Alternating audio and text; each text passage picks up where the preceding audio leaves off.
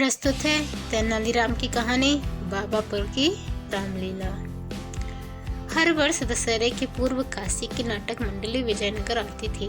सामान्यतः वे राजा कृष्णदेव राय और विजयनगर की प्रजा के बीच रामलीला किया करते थे, परंतु एक बार राजा को सूचना मिली कि नाटक मंडली विजयनगर नहीं आ रही है। इसका कारण यह था कि नाटक मंडली के कई सदस्य बीमार हो गए थे। यह सूचना पाकर राजा बहुत दुखी हुए, क्योंकि दशहरे में अब कुछ ही दिन बाकी थे। इतने कम दिनों में दूसरी नाटक मंडली की भी व्यवस्था नहीं की जा सकती थी। पास में दूसरी कोई नाटक मंडली नहीं होने के कारण इस वर्ष रामलीला होने के आसार दिखाई नहीं पड़ रहे थे, जबकि दशहरे से पूर्व रामलीला होना विजयनगर की पुरानी संस्कृति थी। महाराज को इस तरह दुखी देखकर राजगुरु बोले, महाराज, यदि चाहें तो हम रामपुर के कलाकारों को संदेश भेज सकते हैं, परंतु इसमें तो कुछ सप्ताह का समय लगेगा। राजा ने निराश स्वर में कहा। इस पर तेनालीराम बोले, महाराज, मैं पास ही की एक मंडली को जानता हूँ। वे यहाँ 2 दिन में आ जाएंगे और मुझे विश्वास है कि वे रामलीला का अच्छा प्रदर्शन करेंगे। यह सुनकर राजा प्रसन्न हो गए और तेनालीराम को मंडली को बुलाने की जिम्मेदारी सौंप दी गई। साथ ही मंडली के रहने व खाने पीने की व्यवस्था का भार भी तेनालीराम के ही सुपुर्द कर दिया गया। शीघ्र ही रामलीला के लिए सारी व्यवस्था होनी शुरू हो गई। रामलीला मैदान को साफ किया गया, एक बड़ा सा मंच बनाया गया, नवरात्र के लिए नगर को सजाया गया।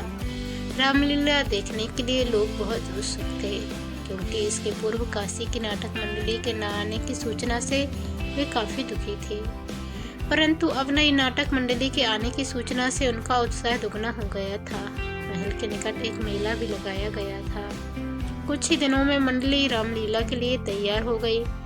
राजा, दरबारी, मंत्री व प्रजा प्रतिदिन रामलीला देखने आते।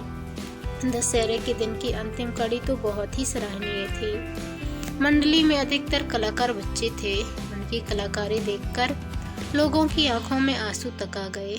दशहरे के पश्चात राजा ने कुछ मंत्रियों तथा मंडली के सदस्यों को महल में भोजन के लिए बुलाया। भोजन के पश्चात राजा ने मंडली के सदस्यों को पुरस्कार दिया।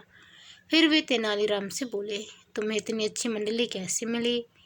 बाबापुर से महाराज, तेनालीराम ने उत्तर दिया। बाबापुर? यह कहाँ है? मैंने इसके विषय में कभी नहीं सुना। राजा ने आश्चर्य से पूछा। बाबापुर विजयनगर के पास ही है महाराज, तेनालीराम बोला। तेनालीराम की बात सुनकर मंडली के कलाकार मुस्कुरा दिए। राजा ने उनसे उनके इस प्रकार मुस्कुराने का कारण पूछा तो मंडली का एक छोटा बालक सदस्य बोला, महाराज, वास्तव में हम लोग विजयनगर से ही आए हैं। तेनाली बाबा के 3 दिन में हमें यह नाटक करना सिखाया था, इसलिए इसे हम बाबापुर की रामलीला कहते हैं। यह सुनकर राजा भी खिलखिलाकर हंस पड़े। अब उन्हें भी बाबापुर के रहस्य का पता चल गया था। तो दोस्तों, आपको ये कहानी कैसी लगी कमेंट कर ज़रूर बताएं।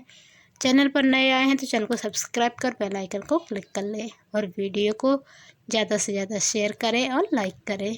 धन्यवाद। जय हिंद।